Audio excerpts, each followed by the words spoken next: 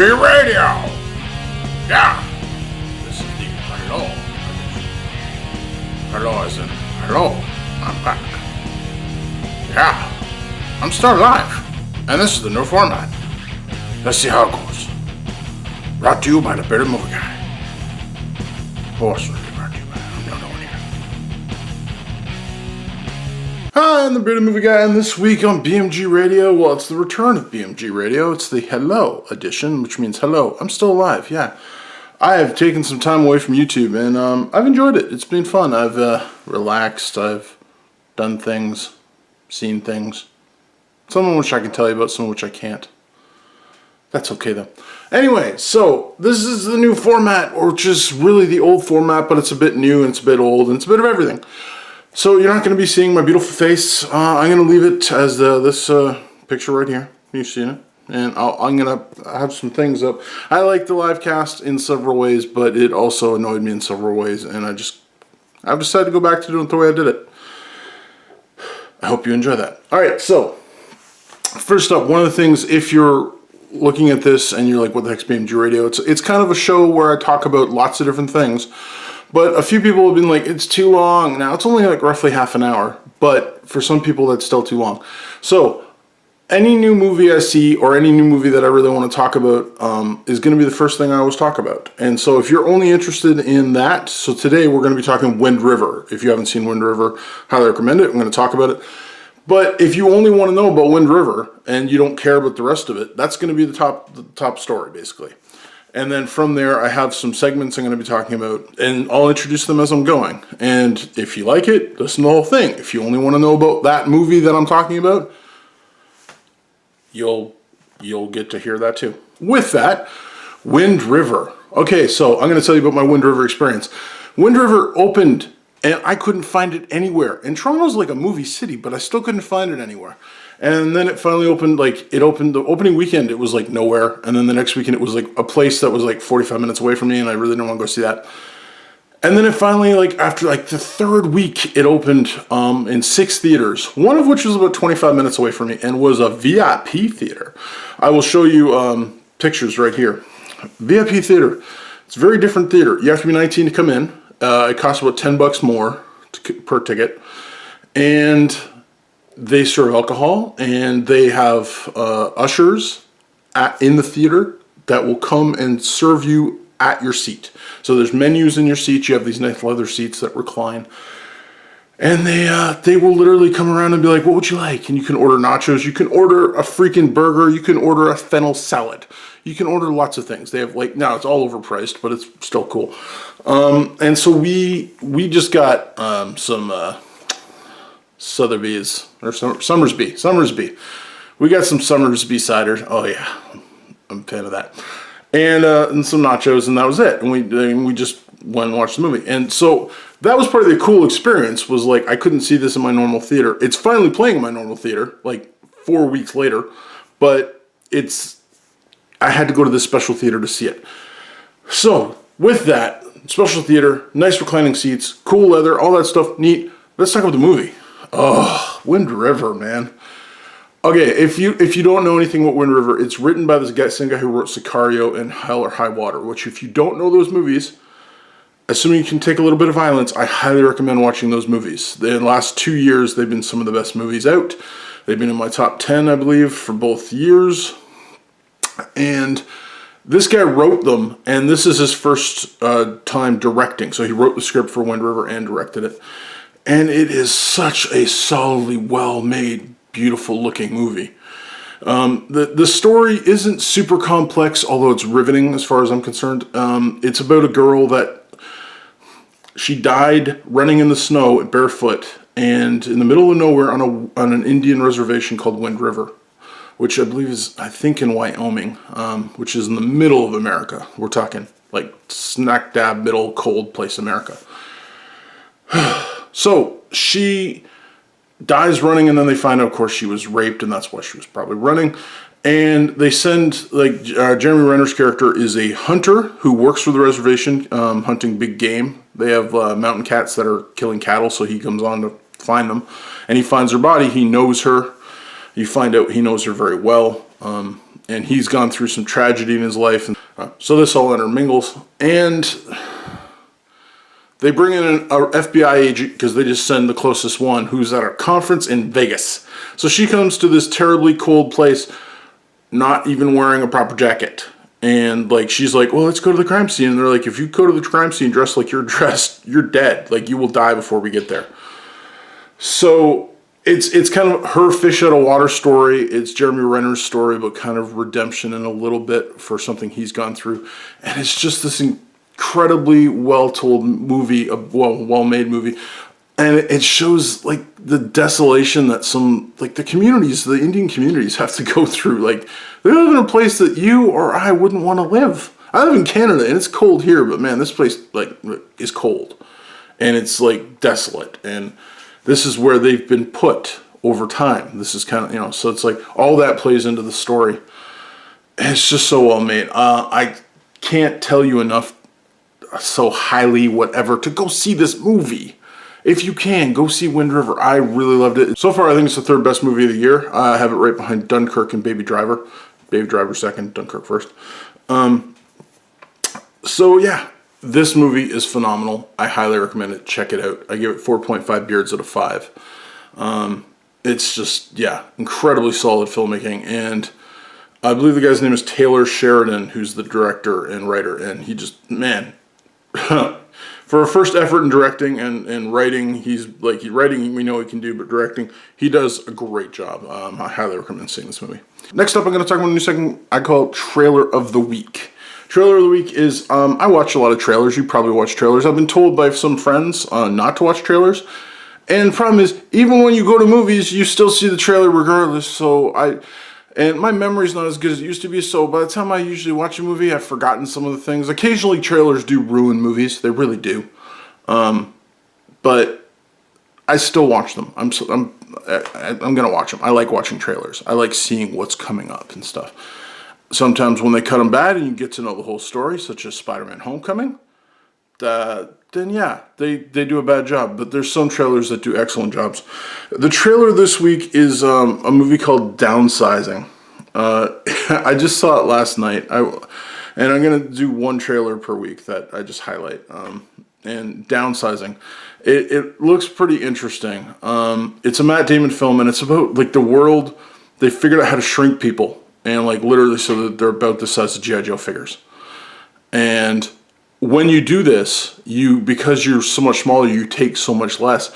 Your money is worth so much more. So I think it's like $50,000 is worth like $12 million in small people money. And so you get to live like a king. And your house is made by people who are big, but they're making small houses and they make them so fast and easily that it's just. And Matt Damon and Kristen Wiig are a couple that are kind of deciding, and they decide, obviously if you watch the trailer, they decide that they're going to try this lifestyle. And once you go there, you can't go small and then get big again. You're there. You're screwed. If you don't like it, tough luck. You're a little person for the rest of your life. And I guess a house cat could probably eat you easily. And I'm not sure if that's going to play into the thing or not. I don't know. It just looks interesting. It's an interesting concept. I'm a huge fan of Matt Damon, huge fan of Kristen Wiig. Have a bit of a crush on her. And it looks, and Christoph Waltz is in it too. I don't know what role he plays in particular. I don't know what his character's about, but I'm always down for Christoph Waltz. He's best when he's doing Tarantino dialogue, but he's always at least entertaining on some level. The man is a great actor. So yeah, Downsizing. I think it's called Downsizing. I'm gonna put a link to the trailer in the description. Nothing. You're not gonna get any cards or anything. Just in the description, link to the trailer. And yeah, let me know if you've seen the trailer, what you think. Dialogue is really good. If you can talk back to me in the comments, since there's no chat on the side anymore because I'm not doing this live. Let me know what you think of the trailer. Are you going to see this movie? Are you not interested at all? And yeah, and that's my trailer for the week. Next up, Netflixing. Okay, Netflixing is what I'm going to be talking about, is what I've been watching on Netflix. Now, I'm not going to talk movies in particular. I'm just going to be talking about things I've seen on Netflix lately. So I'm going to talk about 2 TV shows and a short mini-series, we'll say. Okay, so we'll go TV shows and then mini-series. I watched the beginning of a new one. It's 10 episodes long. It's called Ozark. It's Jason Bateman production, basically. Jason Bateman directs a couple episodes, writes some, and stars in it. And it's about a guy who is a money launderer who, like, you find out quickly in the first episode. I'm going to give you a quick synopsis. He's a money launderer that things go bad, and he basically has to move his whole family to the Ozarks, which is a place in middle of America, kind of redneck hillbilly type place, but it's a lot of people. It's like 7 hours away from Chicago, so it's a place where a lot of people go that are rich in the summertime, but then don't go back for the rest of the year. And the people who live there are poorer, and they rely on summer dollars, kind of like Amity and Jaws, but not nearly as pretty. Although it's very pretty in some places. Anyways, so he's a money launderer, and he has to go there, and he has to launder money there, or he's going to get killed by the Mexican cartels. This is a great show. Listen, if you're watching the first episode, halfway through the first episode, I was like, I don't think this is for me. And then the thing happens with the cartel, and then it's like, oh, it got more interesting. It's a pretty interesting show. It's pretty riveting. Jason Bateman, I gotta say, he's come a heck of a long way. He's come really, really far. And like, I've seen him, he's done a bunch of stuff lately where he's like the bad guy, where he plays like the comical bad guy, like in Central Intelligence and stuff like that with The Rock. And he can do that great, but here he's like a good guy. He's doing bad things. He's laundering money for the cartel, but he's really doing it for his family. He's trying to give his family a better life. And in his eyes, he's not touching drugs. He's not doing anything with drugs. He's just processing profits and cleaning the money. And so and that life was working fine to a degree until something happens, and then it's like everything gets thrown out the window. So I highly recommend checking out Ozark. There's some violence. There's a little bit of sexiness and nudity, But overall, it's a really interesting show, and I think I'm really down to see a second season. Next up, Narcos season 3. If you've watched Narcos, if you don't know anything about Narcos, it's all about the Colombian drug war. Season 1 and 2 are already out on Netflix. Season 3 just came out. Season 1 and 2 are all about Pablo Escobar, who was the guy basically running the drug cartels down there. He was like the big guy. And near the end of the second season, he exits the picture with the help of another drug cartel who kind of don't want him around, called the Cali cartel. And they basically, the third season, all about them and what happened to them. And now, some things have been changed, places, names sometimes, but overall, this is pretty much the story of a true story of what happened in Colombia in like the 80s and 90s. And I was a kid in that time period, and I remember hearing about certain things. And like when I was watching the show, I was like, I remember that. That was like, it's like judges being killed and like guerrillas, not actual guerrillas as in like guerrilla warfare type guerrillas. Although that'd be pretty cool. Guerrillas taking over, doing stuff with the government and stuff like that, and the DEA and the CIA and all this. Season 3 came out, and it is freaking entertaining. Very well made. Netflix originals, like Ozark is a Netflix original, Narcos is a Netflix original. Netflix, man, they keep on doing this stuff, and I'm just impressed. It's very, very well made. Now, here's the downside. If you don't like reading subtitles, most of this is in Spanish. I do not speak Spanish. I have two friends that speak. Like, one is from Colombia, who was there during the Cali cartel days, and the other one's from Chile, but they both speak Spanish as their first language. So they get to watch this and not have to read subtitles. The subtitles come up, but they don't have to read them. I don't have that option. I need to read subtitles. A lot of subtitles, because a lot of it is in Spanish. You know what? Get past that. It's worth it. Get past that in general. You should be able to read subtitles. Like, my daughter is partially dyslexic, and she is starting to read subtitles fairly well. Like, occasionally something big will flash up and she'll be like, what was that? But overall, it's worth it. There's so many great movies out there from other places than America and Canada and stuff that you need subtitles to know what's going on. It's so great. So, with that, if you've seen this, I highly recommend you check out Bad Lip Reading's Soy Pablo, where they take the first 2 seasons of Narcos and do a bad lip reading of it. I'll link that in the description down too. I'll try to remember. It's very funny. The last thing I'm really gonna, I think it's still on Netflix. This is a thing that popped up and it sounded interesting. It's called 5 Came Back. Now, 5 Came Back is about 5 filmmakers that were instrumental in filming and distributing film and like what was going on in World War II. So Frank Capra and John Ford and 3 other filmmakers, and I'm trying to think of their name, my brain's not working well, were basically like, Frank Capra didn't go to the war, but all the other 4 guys did. And they made propaganda films and war films. And it changed them all. Every single one of them, it changed them very intimately. The one guy actually went deaf because he was in a bomber. And it, like, just the first run, he went up in this one bomber. He actually made, if you've seen the movie Memphis Belle, it's based on the movie that he made about the Memphis Belle. And the second thing he tried to do for them was make a thing about another bomber, and he went up and went deaf the first time he went in it. It's this documentary. It's roughly 3 hours long, and it's narrated by Meryl Streep, and has interviews with current day directors. So Paul Greengrass, Steven Spielberg, Guillermo del Toro, and a bunch of others. And they're talking about what these guys did and how it impacted them as filmmakers and what they were willing to give up. Because these guys basically put their careers on hold when the war happened and said, listen, I want to go to the war. So some of these guys were there on D-Day, literally on boats, on the beach, with cameras, and they have camera crews. There was like 180 guys that were in camera crews that didn't have weapons, that were just filming. That's insane. Right? Like, you know, it's like they weren't shooting anything except film, and a lot of them died. But this is about the 5 that came back and what kind of like impact they had on them, and the movies they made afterwards, and just how that impacted Hollywood. And it's really interesting. Like I said, it's around 3 hours, 3.5 hours long. I highly recommend it. It's in 3 sections.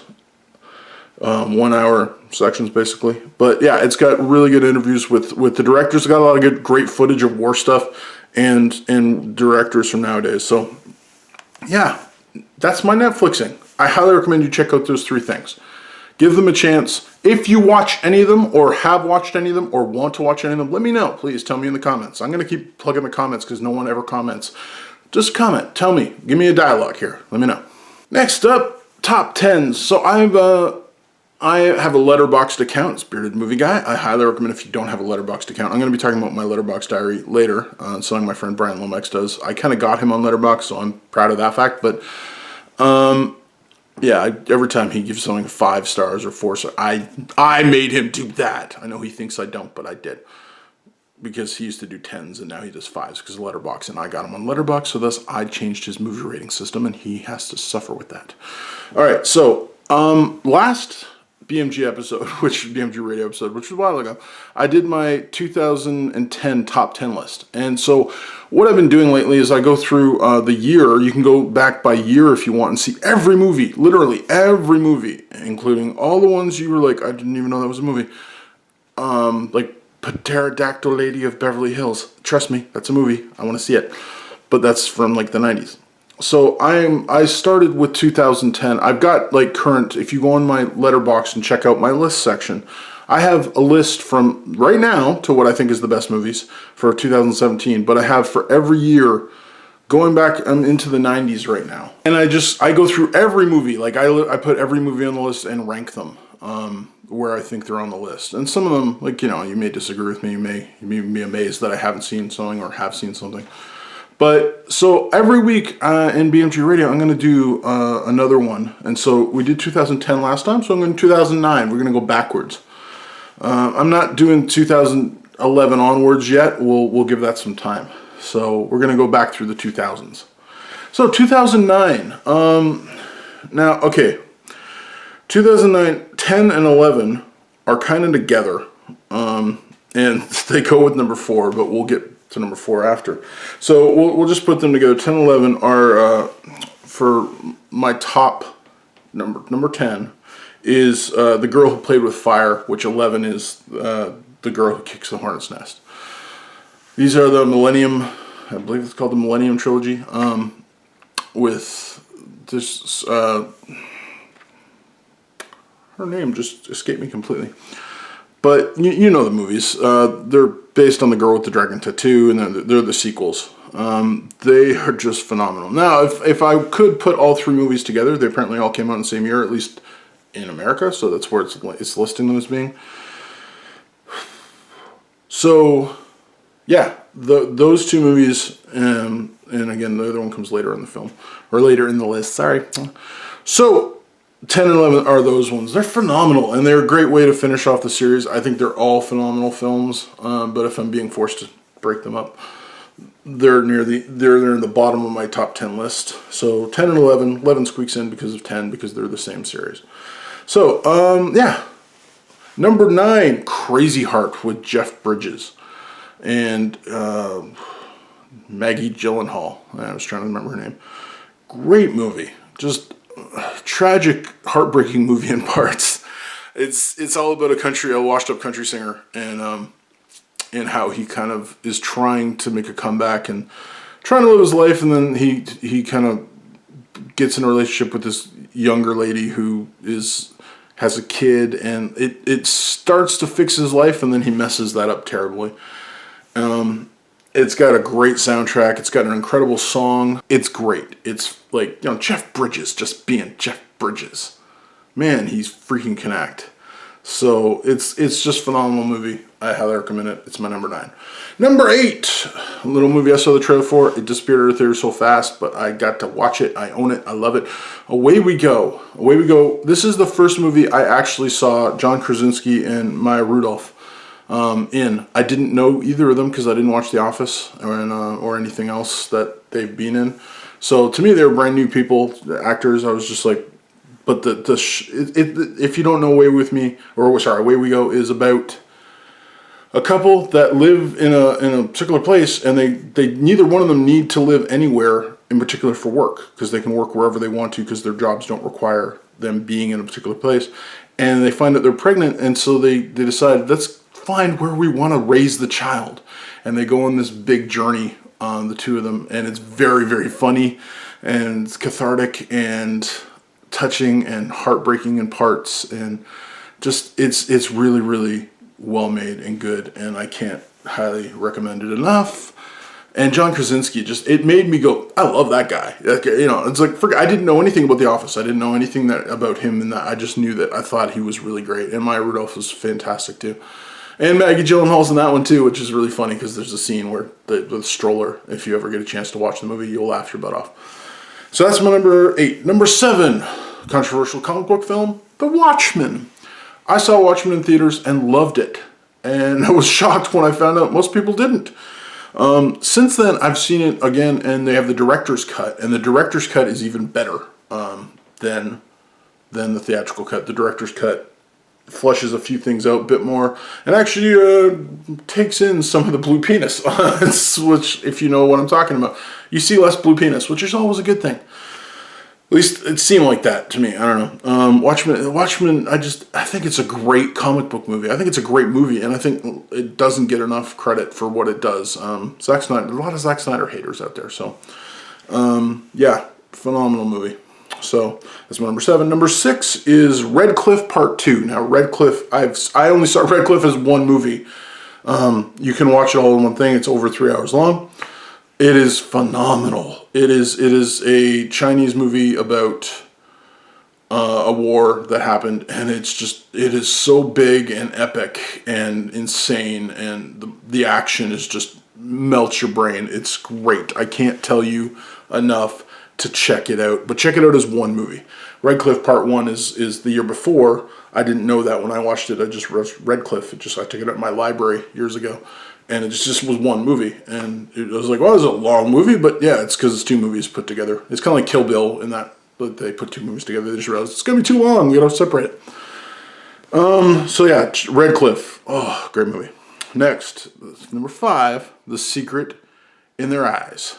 Now, if you're like, I know that movie. That has Nicole Kidman and Chiwetel Ejiofor. And no, not that one.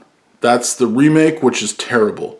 And if you're ever thinking of watching either, don't watch the remake.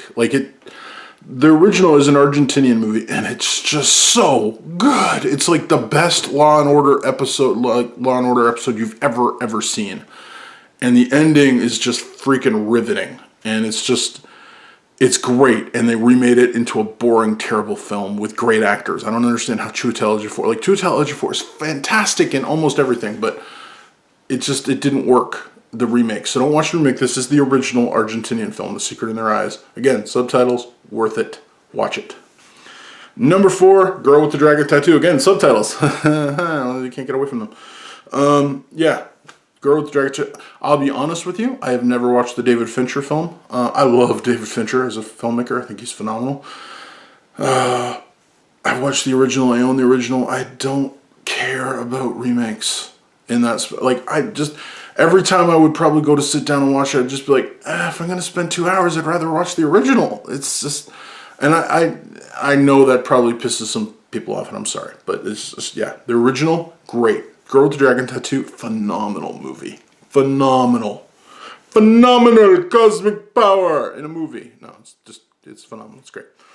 Number 3, one of the most touching, crying movies of the year in 2009, Up.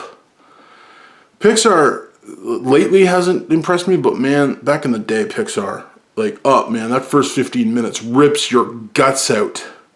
It's just beautiful and heartbreaking. And then you get Doug, who's, I just met you, but I love you. It's such a great movie on so many levels, and the animation's beautiful, and the cinematography's great, and all that stuff. The voice works just perfect, but it's just, that first 15 minutes alone just made it on the list. So, number 2, getting down to the top 2. Number 2, a movie of a first-time director, Moon. If you've never seen Moon, you are missing some sci-fi gold, ladies and gentlemen. Moon is directed by Duncan Jones, who's David Bowie's son. He's got that going for him, man. It's like David Bowie genes. There you go. David Bowie's son made a movie about a guy who lives on the moon and by himself, and then he finds someone else on the moon. And if you haven't seen Moon, go see Moon. Just stop listening and go watch the movie. It is fantastic. It is one of the best sci-fi movies in the last 10 years, easily. And it's my number 2. And there's only one movie I liked more and thought it was a better movie, and that is number 1, Inglourious Bastards. I don't know, I love me some Quentin Tarantino, and this, as far as I'm concerned, and this is controversial by some, is his best movie. Inglourious Bastards is hands down his best movie. It's not his most quotable movie, but it's so great. It's so awesome. Brad Pitt is phenomenal in this, and just his accent, Italian, I don't know. It's just, I love it. World War II seen through Quentin Tarantino's eyes. Yeah. It's my number 1 movie of 2009. So that's been my 2009 movies. Tune in next week where we'll do 2008. I bet you can pick number 1. I bet you can. But we'll save that for next week. And last up, we're doing Letterbox. Now, Letterbox, I'm quickly going to just go through what I've been watching the last little while. Usually I go week to week, but because it's been a while, I'm just going to start. We'll do the month of September. How about that? So, I'm just going to tell you quickly. This is going to be very fast. What I saw, what I thought, and I saw The Matrix. Now, I saw The Matrix in theaters. They do this cool thing where it's for $5 you can go see older movies, and for $5, so for $20 I took my whole family and we watched The Matrix. My daughters have seen it once before. I've seen it plenty of times, but they hadn't seen any other Matrix movies, so we watched that and then we watched the other 2. Not in theater, just the first one in theater. You get it. It's The Matrix. What do you want me to say? It's one of the best movies of all time. It's phenomenal. It's 5 beards with it, saying it's amazing. So that same night we watched Matrix Reloaded. Say what you want about Matrix Reloaded. I like it. I like the whole trilogy. I think it's very well made. I can totally agree that it's not as good as The Matrix. I'm not going to fight anyone on that. But I do like it, and it has some amazing fight choreography. It has some really bad CGI that has aged poorly, but they were being ambitious. I can't fault them for that. The Wachowski sisters now. I can't fault them for that. So yeah, I liked it a lot. The highway scene is fantastic. If you don't like the highway scene, I don't get you. I give that two. I give it 4 beards out of 5. Yeah, really, really great movie. Matrix Revolutions we watched the next night. So and again, I really like this. I love the fight scene between Neo and Agent Smith. It's very superhero-y before superhero fight scenes were like. This was the first time I was like, that's kind of what a fight scene in flight would look like. And I'm sorry if you don't like that again. I love the green and just the rain, and it worked. And yeah, Jesus is Neo. Neo is Jesus. It's the same thing. So I don't know how religious the Wachowskis are, but yeah, so that's that. So 4 beards out of 5 for that one also. Next I watched on Netflix, I watched Trespass Against Us, which is, I watched mainly because it has Michael Fassbender and Brendan Gleeson in it, and I love those two actors. It's not a great film, but it's an interesting film. It's about kind of a gypsy family in, I believe, Scotland or Ireland. I can't remember which one it is. I'm sorry for Scottish or Irish people for saying that. But basically, or it could be in England, I don't know. I just can't remember. But it's about a family that lives in trailers that commit crimes, and Michael Fassbender's kind of like wants to get away from his dad, and his dad is just like not having it whatsoever. He's got a family of his own, and he just wants to get away and be safe with them, and his dad's just like, family stays together, and it's interesting. It's well acted. The story's kind of all over the place. So I watched it on Netflix. Give it a chance if you're interested. I give it 3.5 beards out of 5. Next up, we watched with my parents, which was kind of cool. My dad is a huge James Bond fan, and so I'm going to get him to watch all the James Bond fans with my daughters. They've only seen the original, which was Dr. No. So we watched the second one, which is From Russia with Love. Now, my wife fell asleep 5 times during this movie, at least. And I will admit, this is a slow James Bond movie. It's not a earth-shattering James Bond movie. It is a movie about just getting a machine that's not going to save the world. There's no bomb going off. It's a slower James Bond movie. And I was okay with that, but I understand for people who think it's boring. Now, for me, the real highlight of this movie is Robert Shaw. Robert Shaw of Jaws fame. Like, my family couldn't even recognize him. I paused him and was like, who is that? Where do you know him from? And they couldn't, even when I was like, that's Quint from Jaws. My wife was like, are you sure? I'm like, yes, look at him. He is so freaking ripped. He looks so much more ripped than Sean Connery does. It's crazy. So I like it. It's slower. It's not a great movie, I'll say, but I enjoyed it, and I'll give it 3.5 beards out of 5. And we watched that on Blu-ray. Next up, I took my family to see Close Encounters of the Third Kind. Now, I'll say I've never seen this movie all the way through. It's the 40th anniversary, and so I got tickets to a special theater to go see it because they were playing it. And the story itself, I give it like 3.5 out of 5. But the visuals more than make up for the story. And to think, like, when I was explaining to my daughters that this is 40 years old, and they're like, well, the CGI, and I'm like, there was no CGI. It's like, she's like, well, how did they do that? And I'm like, I don't know. I just know that, like, there wasn't computers making the spaceships do what they did. It's held up. It looks beautiful. And my own funny quick story, my youngest daughter got so angry because the main character who's going through like a tough time and trying to build a mountain in his living room, his wife just leaves him. And like, my daughter was so pissed off at her, she had to leave the theater for a couple minutes because she was so fuming.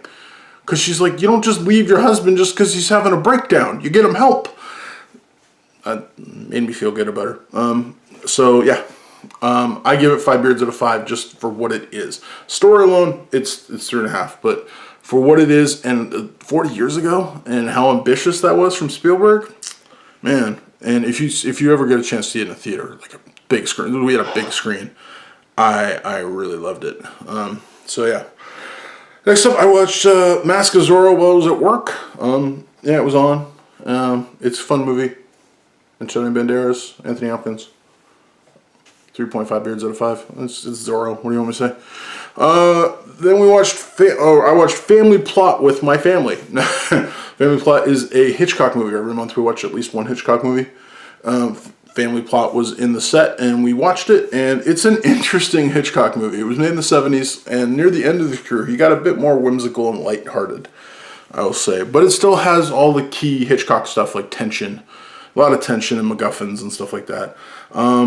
But it's got this whole psychic angle that also is a little weird and stuff. So, but it's good. I would watch it again. Not soon, but I'd watch it again sooner or later. I'd give it 3.5 beards out of 5. And lastly, I watched a movie called Backcountry on Netflix. It's about a bear attack. And I realized 20 minutes in that I'd already seen this movie and I'd totally forgotten about it. But I watched it anyways. And not a great film. Not a bad film. Beautiful scenery in the film. Like, it's from, I believe, Ontario. They filmed it, which is where I'm from. And, yeah. Oh, beautiful looking park. Vistas and trees and all that kind of stuff. But the movie itself is decent, but it's not phenomenal and it's not super memorable. I give it 3 beards just because of the way it looks, and I get it was a little ambitious. It was probably very low budget, and for what they did with what they had, it was good. So yeah, and that's what I've watched lately. That's you caught up on my September. Oh, I watched it on Netflix if I didn't say that. So it's on Netflix if you want to check it out, at least on the Canadian Netflix. So that's it for this week's BMG Radio. I want to thank you. This is the new format. I will take Q&A questions at the end if anyone sends me any. You put any in the comments, or you send me any at Twitter at Bearded Movie Guy, or at my Facebook, or beardedmovieguy@outlook.com, or wherever you want to send me. There's lots of ways to hit me up. If you have a question, I'll put it on Facebook and Twitter every week. I'm taking questions, but I did it this week and no one had anything. So I'm not going to pretend like they did. So I have a question. Why aren't you asking questions? So yeah, I will do a Q&A at the end if I receive any questions about anything you want. If there's any topic you'd like me to talk about in particular, feel free, let me know. I will gladly talk about almost anything movie related. So, and yeah, thanks for listening. Thanks for tuning in, and until next time, stay bearded. And as always, your Tom Cypher.